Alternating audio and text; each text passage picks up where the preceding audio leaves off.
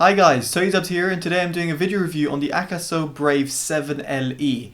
Now this action camera records up to 4K 30 FPS. Of course it does a variety of different resolutions which we'll get into in this review. Now the camera can be found for around £150 in the UK and $150 in the US. If you live in these territories or indeed elsewhere, the locally link in the description below will take you to your localized Amazon store. Now before jumping into this review, if you do have Instagram, would very much appreciate a follow. It's at TotallyDubbed, it'll be on your screen and in the description box down below. So now let's see how this camera actually compares to the GoPro Hero 8 Black, which I've got over here, and let's see how it fares in comparison to a flagship action camera. So first off, let's talk about what you get in the box, or shall we say what you don't get in the box. Truthfully, Akaso have included a whole host of different accessories, from a mount to extra kind of accessories, so for example extra door over here, to even some extra stickers. It's great to see a whole host of different accessories included. The most important ones are this one, which is a 40 meter waterproof case, so you can see these from old action cameras, so it's great to see this actually included. And you've got also a charging cradle for the battery. So the batteries are removable. There are two batteries included. They're 1350 milliamp batteries, and I'll get into battery life in a bit, and these are connected via a micro USB port, so it's pretty convenient to charge. Now onto the camera itself, it is also waterproof, so therefore it's IPX7 certified. You can submerge it to 1 meter depth, and it will survive for around 30 minutes. As I mentioned before, if you do want to fully submerge it and go even further, then use the 40 meter waterproof case instead. Due to its IPX7 certification, the doors over here are a little bit hard to open, but that's no surprise. You just press on the button and then kind of slide it. Now the door underneath, the latch shall I say, reveals the battery and micro SD card. I've got a 64GB SanDisk U3 card in there. That doesn't come included, but they're very cheap and inexpensive nowadays, and I would suggest a card of that speed if you're going to be recording in 4K specifically. There's a little thread mount over here which is very useful, so that you can mount it on different accessories. And if you open up this door, which is always a little bit tricky, the one I found the hardest purely because it's quite a small door, then what you'll find is a mini HDMI and a micro USB port. You can see it's quite a challenge, but there you go. Once you get it out, you can see the little ports there instead. Now camera itself has a dual screen display, so it's got one at the front and one at the back. Now if we switch it on with the power button located on the right hand side, there's a mode switch button over here, and a mode switch button will go through, let's say, camera or different video settings, or in terms of video. Now if you were to hold this down, it will enable the front display, so you can see myself on the tripod and waving there. Now this is really useful for taking selfie videos or photos. It's a nice little inclusion, and I like the fact that it can be enabled or disabled via the mode button at the top. The capture button is on the right here, and you can also integrate this via the app, which I'll show you in just a bit. But let's just quickly talk about the settings within the camera and the kind of user interface. Now in terms of that, I do like how responsive it is. If I scroll from the top, you've got two simple buttons to lock it or power on and off. If I go from the side over here, it will switch between the modes. And then if I were again to go on this side, it just does the same thing. You've got a zoom in and out button, so you can do that if you so wish, and I'll touch upon this in the performance section. You've got a play and pause button to obviously see things that you've recorded, and you can delete them as well. Then if you were to go back and click on the normal thing, so for example the video mode, you can change through the video modes or even the photo modes, and you can enable or disable Wi-Fi, which is useful for connecting up to the app, or furthermore, let's say the remote, the actual remote itself. You can see over here, so you can use that as well to take remote captures. And then you've got the settings cog. Now in terms of settings cog, it's pretty self-explanatory. So you've got video resolution over here. You can see in terms of max resolution, it's 4K 30 FPS, and it's got a variety of different resolutions and frame rates. So the one I use the most is 1080p 60 FPS. You can see it can record up to 240 FPS, but that's degraded to 720p. Moving back from there, you've got voice record if you enable or disable, image stabilization on or off, which I would suggest to leave it on. Video quality, wind noise reduction, auto low light, EV metering, and date stamp as well. Through the settings cog, you got the sound, the angle, so wide or kind of like a linear, so a medium or narrow. Then you've got a diving mode if you want to enable it. That's mainly to do with the case. Driving mode as well. Upside down. Now this camera, unlike the Hero 8, if I were to just rotate it, it doesn't kind of have an auto rotate function, so therefore you have to enable this upside down mode. Slight little bit of oversight, I would say, but it's not a big deal. If you're going to be using it upside down, then just go into that setting and enable upside down mode, which you can see does exactly what it says on the tin. Going through there, you've got a screensaver, auto power on and off, power frequency, white balance, date and time, language. You can format the card and look into the system details as well. A pretty comprehensive set of settings, very easy to understand, and furthermore to access with a very touch sensitive screen. Now it's worth bearing in mind that the screen at the front is not touch sensitive, so you can't do anything like that through that. I wouldn't have expected that, but it's just something I just thought to point out. And here we've got the app. So once you enable Wi-Fi, you go to your Wi-Fi settings on your phone and connect to the camera directly and install the Akaso Go app. You can use the app. Now the app is not say primitive, but you can't use the camera at the same time as using the app. It has to be one or the other, so just a small little limitation. Now through it you can record video, you can also take a photo as well, but most importantly you can filter through all the different settings that we talked about over here. So for example, in photo mode, if you wanted to adjust the pixels, you can do so over here and you can flick through them. It's quite nice because it adds another layer of customization and kind of ease of use of the action camera. And again, there's a whole host of settings for this as well, and the same would go with the recording video. Now it's worth bearing in mind that if you do record stuff and you take a photo, it does store it locally onto its micro SD card, which means that if you were to record remotely and then take out the micro SD card of the camera, it will be recorded on there, which is actually something I quite like, because it means that all your footage is on this device rather than on your smartphone and the device. It's not one or the other, it's just pretty much independently the camera itself. Oh, and I should mention that you can also see your media. If you press that little button, you can see the media that's on your micro SD card. It does take a little bit of time to load, specifically if it's videos or long high quality videos, so 4K 30 FPS videos, but on the whole it works and it's perfectly fine again as a function. And now we get onto performance. Now first off, I have to explain why I'm using the Hero 8 Black as a comparison, and that's purely because when Akaso reached out to me, they said it's a Hero 8 alternative, and conveniently that's when I just received a Hero 8 Black as well, and I was very much intrigued to put it to the test.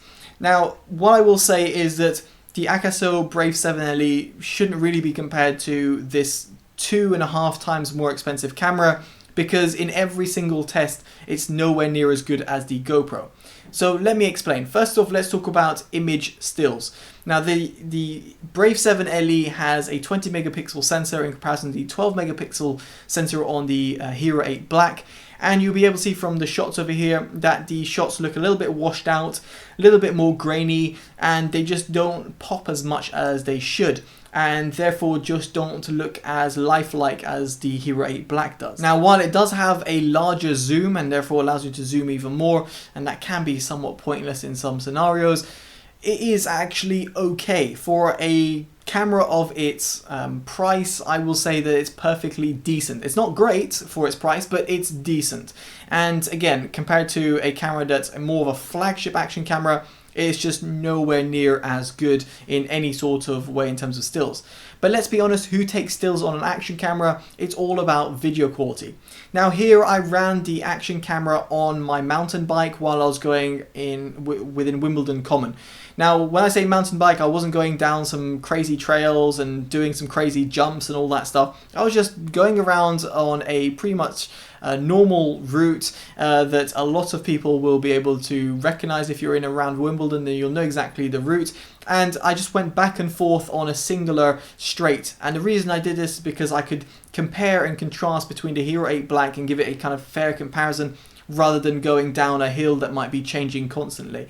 So the way it was mounted on my handlebars, and allowed me just to kind of screw it on and then just hit record in different frame rates and resolutions. Now the one I use the most is 1080p 60 FPS, but I did do 4K 30 FPS on both cameras, and I also did 1080p 120 FPS. Now why those resolutions? Well, purely because both cameras had all those resolutions, and also they were very much comparable between the two, and actually resolutions that will be a lot more applicable to a lot of people out there, either recording at 4K at the most that they can, 1080p 60 FPS, which is very much common in a lot of media platforms such as YouTube, and even 120 FPS for more slow-mos. Now you can go up to 240 FPS with the Akaso as well, but it's worth bearing in mind that that is limited to 720p, whilst the Hero 8 Black isn't limited to 720p, it's limited to 1080p. So again, I didn't want to use that comparison because it just, one camera can do it, one camera can't. Now what I will say in terms of the overall video quality is that very much like the stills, the image doesn't look as vibrant, it looks more washed out, and furthermore when it comes to videos, it does actually induce a lot more noise in the background, and therefore makes it for a less of a pleasurable experience to watch. Now don't get me wrong, it's perfectly okay, but it's not something that I would be overly impressed about if I was using it as my primary source for video vlogging or action adventures. Yes, it's great to have as an additional camera, but not as my main one, where my main one would be something like the Hero 8 Black, or even like say the Hero 7 Black, which is actually a lot cheaper and much more affordable nowadays, specifically if you buy it used. So one you might want to consider as an alternative to the Brave 7 LE. Now what I will say, however, is the Brave 7 LE has actually pretty decent audio quality. So what I'm going to do here is that I had the cameras both in both hands, and I was kind of panning around not only to see in terms of the contrast ratio, in terms of how it was dealing with a light scene and dark scene. Don't get me wrong, I was out in broad daylight, but here it will allow you to kind of see how the action camera sounds and actually how they compare. Testing both cameras with some sunlight behind me, so give you a little bit of a pan, and looking at both cameras as much as I can, and yes, flies flying there. Testing both cameras with some sunlight behind me, so give you a little bit of a pan, and looking at both cameras as much as I can, and yes, flies flying there. So hopefully there you will agree that the audio quality of the Akaso 7 Brave LE is actually pretty impressive. Just a small little note, however, if you do have a lot of wind noise, then here the Akaso 7 Brave LE will kind of overcompensate and might sound a little bit fluffy or even really high pitched at times. Just something worth bearing in mind that it's much better in terms of audio quality, but when not faced with kind of like extreme-ish conditions. The other thing that I really like about the Brave 7 LE is its battery life. Now the Hero 8 Black is actually, not say flamed, but some people on the internet don't like its battery life, and I can kind of see why. When I do recordings on this, I actually plug it in and I'm recording. If you're wondering where I'm recording this, I have my own car-centric website and YouTube channel. It's Totally EV, and here I use the Hero 8 Black in the indoor shots for me facing and presenting to the camera while I'm driving, and I actually use the Akaso Brave 7 LE outside of the car in a waterproof case just in case it falls, in case a car runs over it, but I use it to record outdoor shots. Now in the shot you'll be able to see over here, I was recording the Audi A8 TFSI-E, which is a £95,000 odd car, and you can see here that I was recording its soft suspension, and the Akaso allowed me to kind of do that. But again, the video quality wasn't that great, and therefore I couldn't use it as my primary shot and instead had to rely more on the Hero 8 Black. But this is regardless of what I was talking about, it's battery life, right?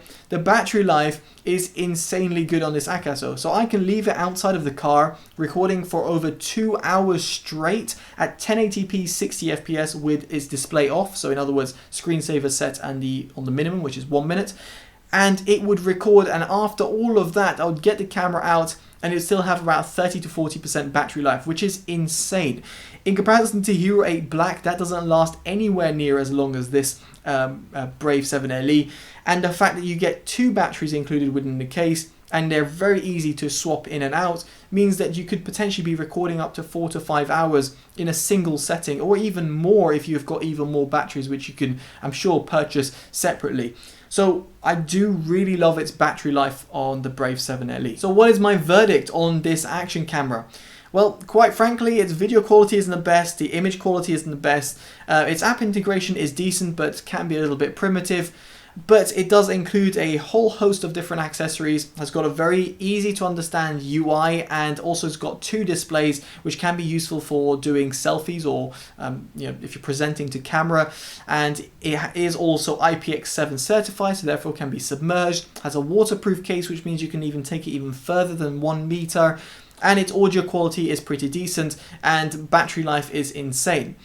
But the primary goal over here of an action camera is to be used as an action camera, as a sole action camera, and as such the video quality was a bit of a letdown.